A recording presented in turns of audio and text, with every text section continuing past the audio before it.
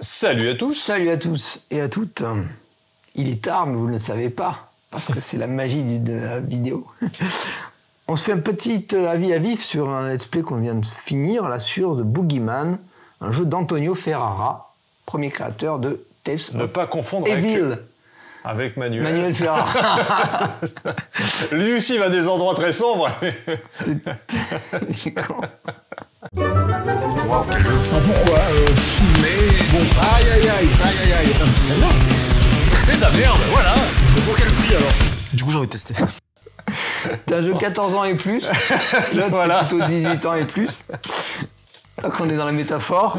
De 1 à 6 joueurs. Bon, l'autre, c'est plutôt 2, 3, ça oui. dépend. 60 minutes. On a joué Ça à deux aussi, comme lui des fois. Ça aussi, c'est fluctuant. Et donc, c'est un préquel de Tales of Evil. Dans Tales of Evil, ils ont 12-14 ans. Là, ce sont les mêmes héros, mais ils ont 8-10 ans. Bah, montre un peu les héros, là, les bouilles. Les bouilles de petits poupis. Hop, regardez-moi ces bouilles.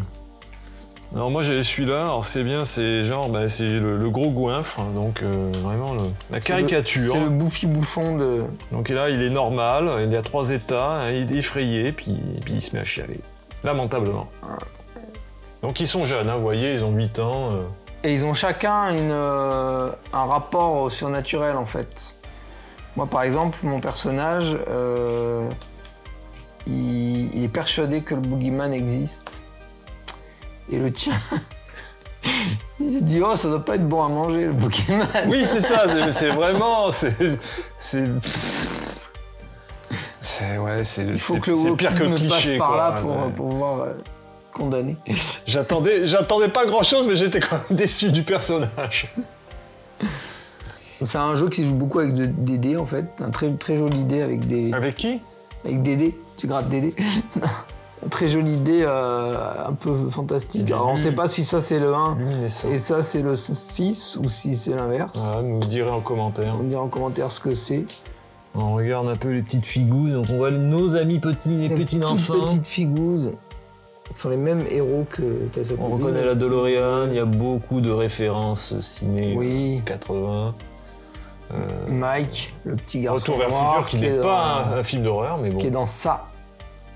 Le petit garçon noir qui est dans ça. Le plateau, vous voyez quand même, il est grand. plateau est très grand, il est ouais. joli, il est bien net, chaque lieu est bien C'est défini. bien éclairé. Hein, on peut comparer au jeu Resident Evil qu'on a Oui. joué, hein, voilà, qui était aussi dans le thème de l'horreur, mais on voyait rien. rappelle qu'on voyait que Et dalle en dans plus, les les touches. tuiles, bah, elles se répétaient, elles étaient pas terribles. Oui. Alors que là, Ah, attends, mais il y a Umbrella. Umbrella est là. Et oui, il y a des clins d'œil, je t'ai dit, il y a des clins d'œil partout. C'est pas années 80. Hein, mais... 80-90, quoi. Je sais pas si c'est pour vraiment une référence à Umbrella, ouais, possiblement. Bah, clairement, là, franchement...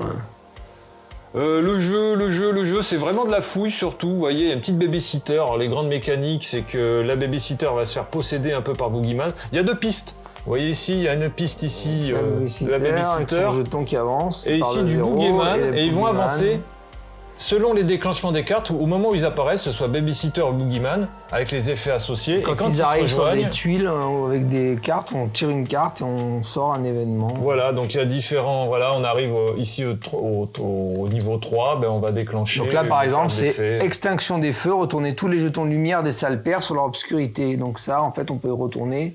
Donc là, c'est Alors pas voilà, pour définir rapido, c'est que vous voyez au départ, là, toutes les salles Sont disposent éclairées. de 2 trésors et d'une lumière dessus qui indique qu'elles sont éclairées, parce que vous retournez le jeton, c'est qu'elles sont éteintes. Quand vous allez vouloir fouiller, vous allez déclencher un événement en piochant une carte. Donc ici, là, comme c'est allumé, une carte lumière.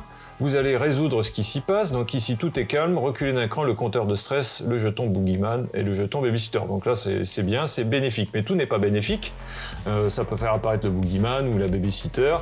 En ce cas de figure, vous retirez, si ça déclenche le Boogeyman, la carte Boogeyman. Voilà. Vous allez très souvent tirer des dés, hein, c'est beaucoup de dés. Des mains d'ombre essaient de vous attraper. Donc si vous faites entre 1 et 4, vous perdez moins 1 état. Moins 1 état, c'est que vous en avez 3. Donc vous passez de calme à effrayé. Et quand vous allez passer le niveau 3 après terrifié, vous êtes évanoui, vous tombez par terre, pouf. Voilà, il faut qu'on voilà. vous réveille. Il faut qu'un ami vous réveille. donc Et il y a 3 façons de jouer. Il y a semi-coopératif, compétitif ou coopératif. Donc en compétitif, C'est un peu comme tous les jeux d'affrontement en fait, type les jeux qu'on a joués, type je sais plus lequel jeu auquel on a joué hier où on pouvait être le méchant et... The Others ? The Others, voilà.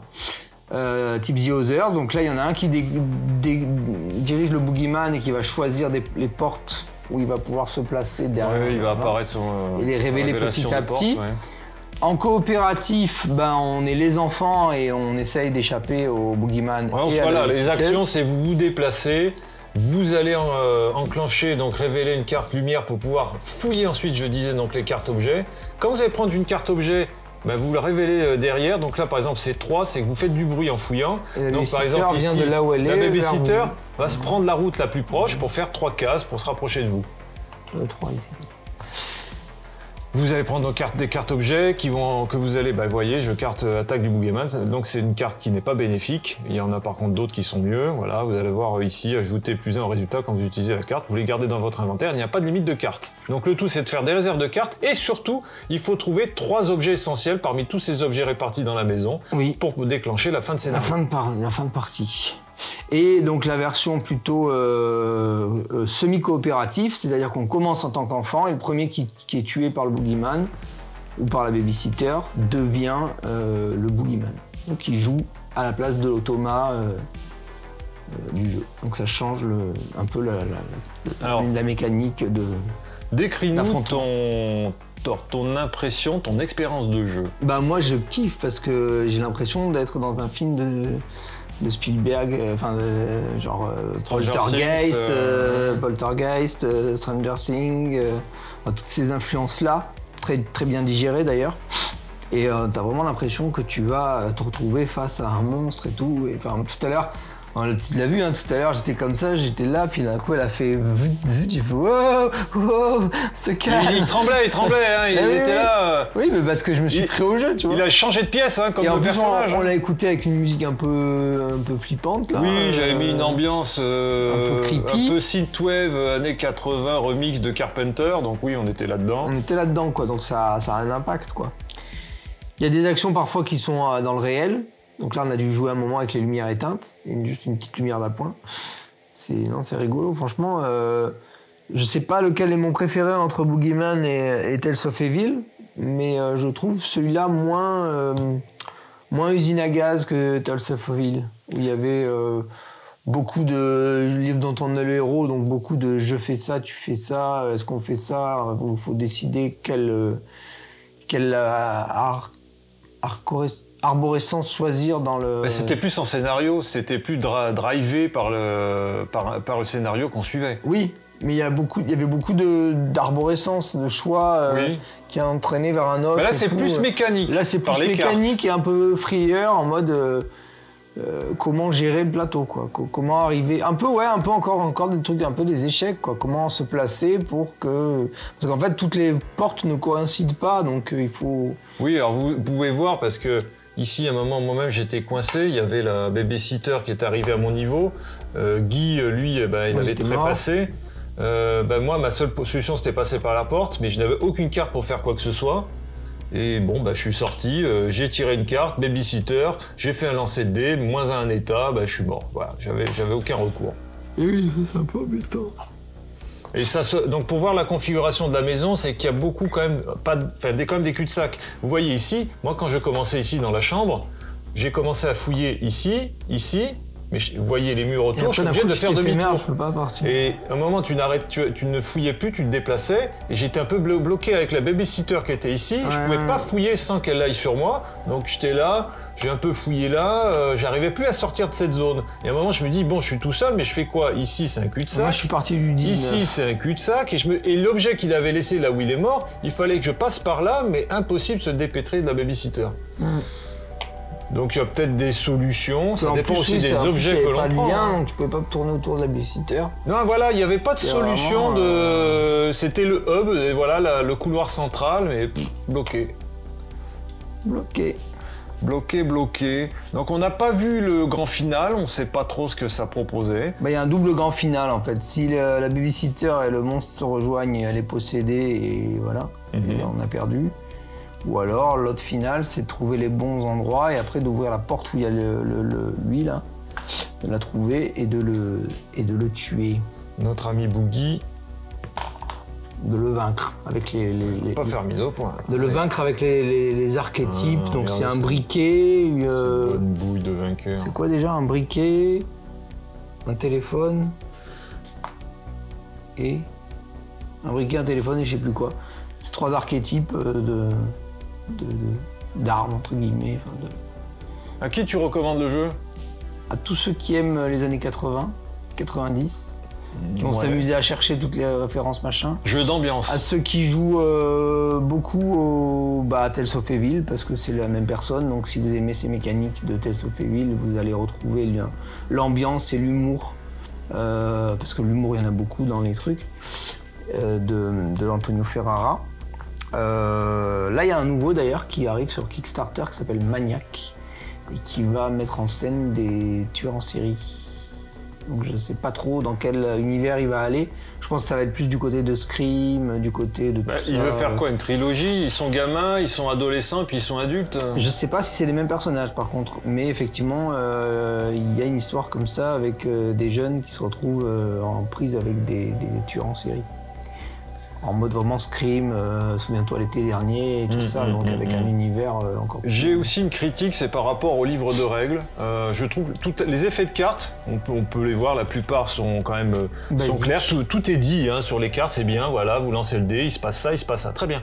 Par contre, il y a eu 2-3 points, je trouvais que la règle était plutôt épaisse pour un jeu qui se veut simple et accessible. Tu as fait beaucoup de lecture et de va-et-vient dans la règle, sans que ce soit complexe, mais toujours des points de détail. Non, elle n'est pas forcément bien écrite en termes de lisibilité. Ouais, le niveau du cadenas, alors qu'est-ce qui se passe pendant le cadenas, qu'est-ce que ça déclenche? Il n'y a pas de rappel sur le plateau, il y avait un peu de place, tu vois, pour faire des rappels de ce qui se passe avec quelques symboles, quelques enchaînements. Le jeu se veut fluide, on le voit bien, l'intention c'est que ce soit un jeu accessible, et en même temps, tu as quand même une règle sans être touffu réellement. Il y a pas mal de pages et il faut naviguer dedans. Ouais. Dans l'esprit, ça se veut un peu comme Talisman, quoi. Tu lances des dés et tu fais des actions. Et dans le principe, un peu moins, quoi. C'est un peu moins fluide parce qu'effectivement, il faut souvent se référer aux règles pour comprendre certaines choses. Ou 2 points. On dit absolument pas que c'est un jeu complexe, mais je pense que c'est un jeu qui se veut assez ouvert et assez facile à prendre en main. Bon, j'ai trouvé ça un peu dommage d'avoir une règle un peu qui se montre un peu laborieuse, un peu enquiquinante. Je suis d'accord. Ok, bon, c'est ton jeu préféré? C'est mon jeu préféré, oui. Eh ben super. D'Antonio Ferrara. Pas de Manuel. Allez, salut Manuel. Ciao. Ciao.